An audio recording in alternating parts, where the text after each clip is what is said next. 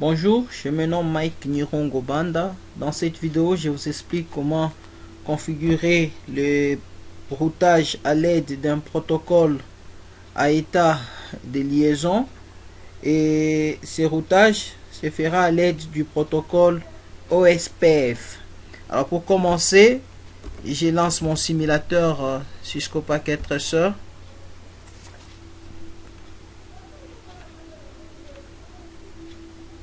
Ensuite, je place mes routeurs.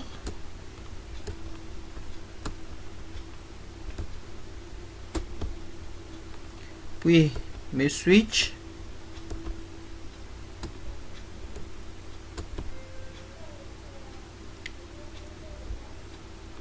Enfin, je place mes ordinateurs. Une fois cette étape réalisée, je vais passer par l'interconnexion. Je me choisis le support de transmission câblé.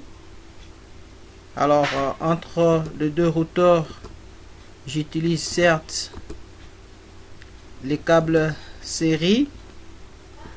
Entre l'ordinateur, d'abord le routeur et le switch, j'utilise les câbles droits. Entre le switch et l'ordinateur, j'utilise également les câbles droits. La même chose pour les seconds routeurs. Une fois cette étape réalisée, je vais passer par le nommage. En fait, l'objectif ici, c'est que je dois interconnecter l'ordinateur ou le réseau de Kolwezi avec les réseaux de Lubumbashi. Alors, pour relier les deux grandes villes, logiquement, je suis obligé de passer par la ville de Likasi, d'où au milieu ici, j'aurai la ville de Likasi, donc la ville montagneuse de Likasi. Voilà. L'objectif, comme je venais de le dire tantôt, je souhaite relier les réseaux de Kolwezi au réseau de Lubumbashi. Dans la théorie, j'ai beaucoup expliqué les avantages qu'apporte le protocole OSPF.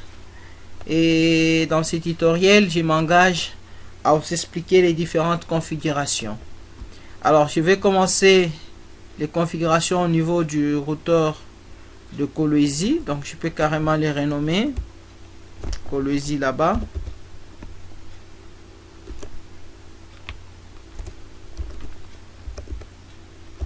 Puis, je renomme le routeur de Lubumbashi aussi.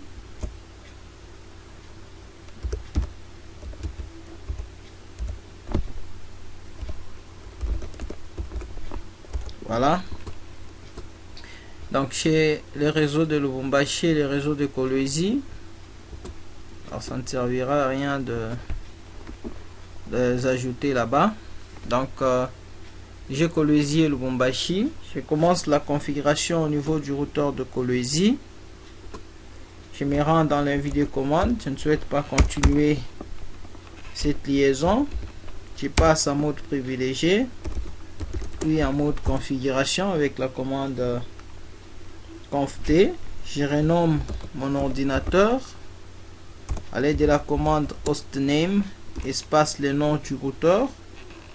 C'est le routeur de Kolwezi, donc je renomme Kolwezi. Puis j'identifie les interfaces.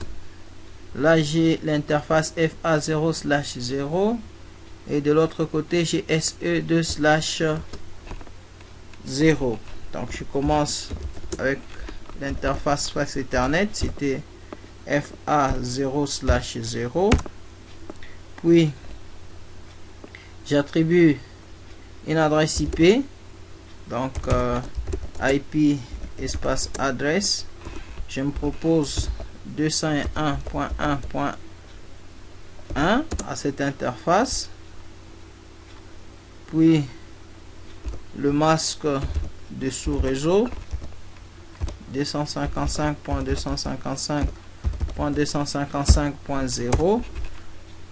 Enfin, je peux activer l'interface. Donc, j'ai déjà fait la planification pour vous aider. Vous pouvez aussi, pour ces réseaux, vous avez l'adresse réseau 201.1.0/24. Pour ces réseaux, j'aurai 202.1.1.0/24. Pour les derniers réseaux de Lubumbashi, je peux avoir 203.1.1.0/24. En fait, c'est les plans d'adressage que je possède dans mon réseau. Après, ici, je peux passer à... Donc, je peux continuer la configuration comme je le disais. Je passe à l'interface céréale. Int SE2/0. Puis, l'adresse IP. IP add espace. L'adresse IP. C'est la 202.1.1.1. Puis le masque de sous-réseau. Voilà, je valide. Enfin, j'active aussi l'interface de la commande non shutdown. Une fois terminé ces quelques configurations de base, je peux passer maintenant par la configuration du routage. L'objet même de ce tutoriel où j'explique la configuration à l'aide du protocole OSPF. Alors, je fais d'abord un pas en arrière avec exit, puis routeur. La première étape, c'est l'activation du protocole OSPF. Donc, pour activer le protocole OSPF, j'ai saisi routeur espace OSPF espace. Je dois préciser l'ID du processus, et comme je l'avais expliqué, la valeur de l'ID est comprise entre 1 et 65 535, et je me propose 1. Je valide. La deuxième étape, c'est l'annonce de réseau, et pour annoncer les réseaux, nous utiliserons la commande network espace. Nous devons préciser l'adresse IP du réseau. En fait, l'objectif ou le principe, c'est que vous êtes où, vous allez passer par où pour arriver où. Là, je suis à Kolwezi, je vais passer par la ville de Likasi pour arriver à Lubumbashi. D'où j'ai saisi network espace. Là où je suis, c'est à Kolwezi. J'ai saisi l'adresse IP de là où je suis. Donc l'adresse réseau, bien sûr, de là où je suis. 201.1.1.0. Ici, vous devez également ajouter le masque générique.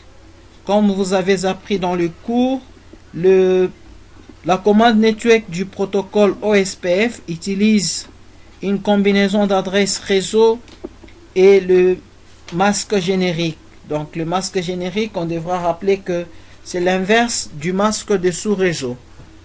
Et comme j'avais /24, j'aurai comme masque générique 0.0.0.255. En dehors du masque générique, il faudra également ajouter l'ID de la zone qui identifie l'OSPF. Donc l'ID des zones identifie la zone, bien sûr, OSPF à laquelle appartient les réseaux. Alors, pour moi, il faudra noter également que même si aucune zone n'est spécifiée, il doit exister une zone 0 dans l'environnement OSPF, la zone 0 unique qui doit être toujours accompagnée de 0. Alors là, j'ajouterai à la commande area espace 0 parce que je n'ai aucune zone où je peux identifier par l'ID. Je valide. Alors je vais passer par où? Par la vie d'Elikassi. Donc je rappelle la commande avec la touche fléchée vers le haut de mon clavier. Elikassi c'est 202. Donc Elikassi c'est 202 et la commande sera network espace l'adresse réseau, donc 202.1.1.0 espace le masque générique espace area la zone, donc je spécifie la zone de couverture c'est 0 comme il n'y en a pas.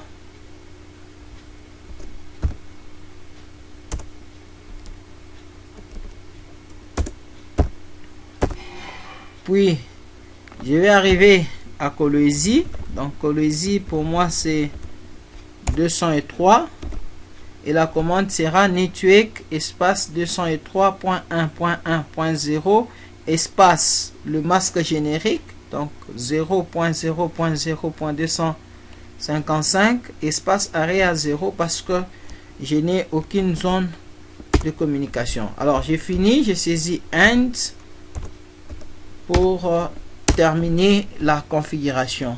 Donc en résumé pour votre appel, je dirais que la première des choses c'est de passer par l'activation du protocole OSPF qui s'active par la commande routeur espace OSPF espace l'ID du processeur, du processus devrais-je dire. Donc l'ID du processus, j'ai dit c'est une valeur comprise entre 1 et 65 535. Après l'activation du protocole OSPF, il faut passer par l'annonce du réseau.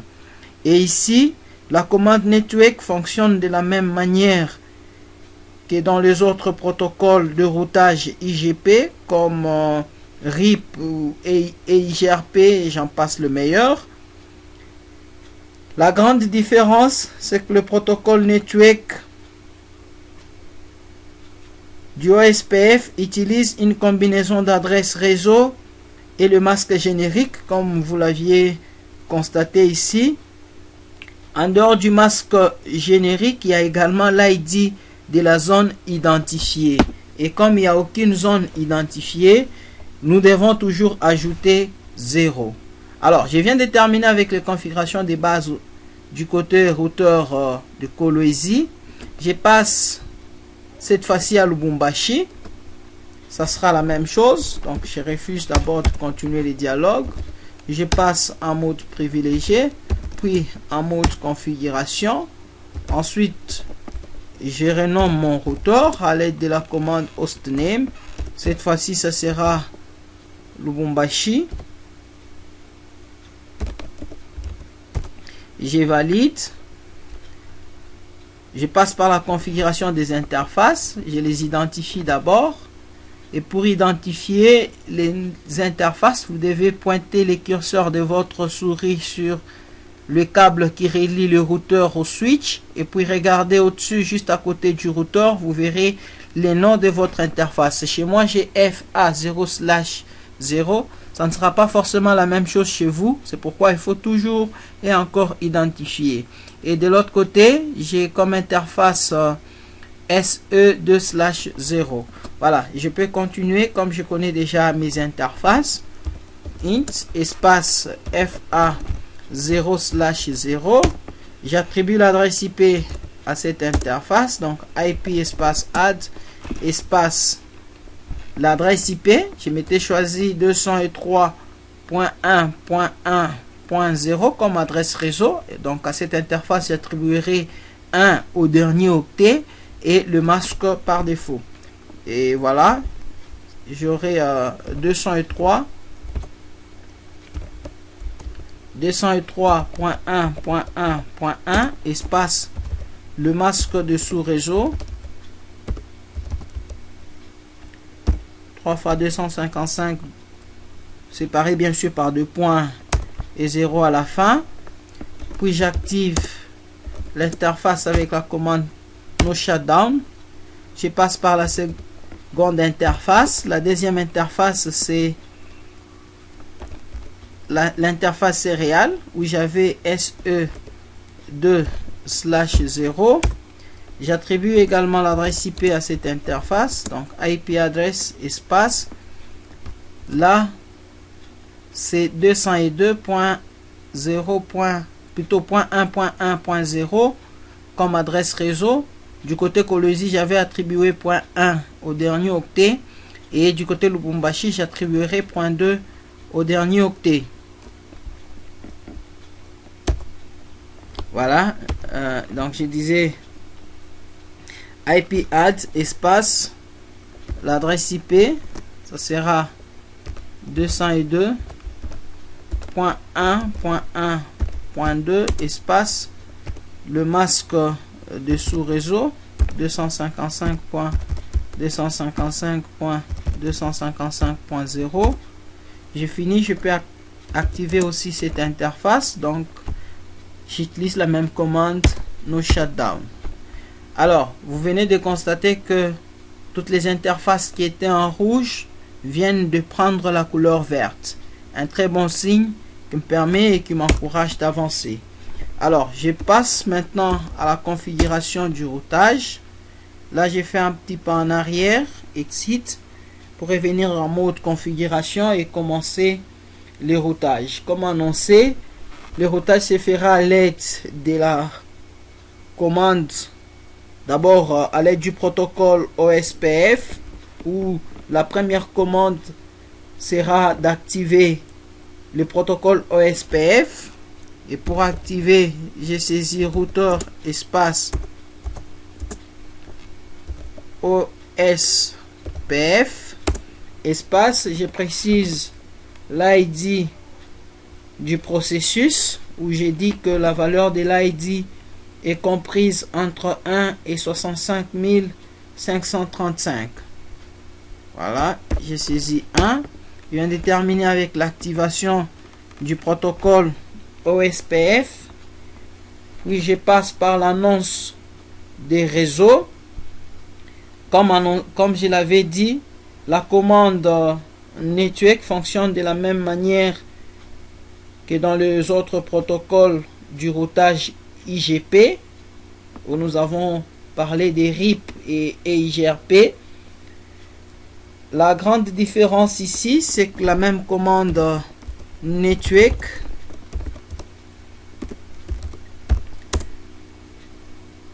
est accompagnée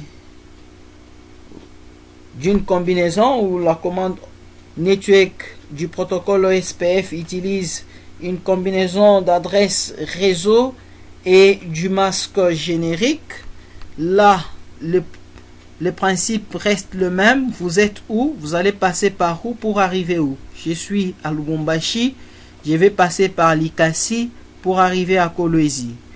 Voilà. Pour moi, j'ai saisi network espace l'adresse de là où je suis.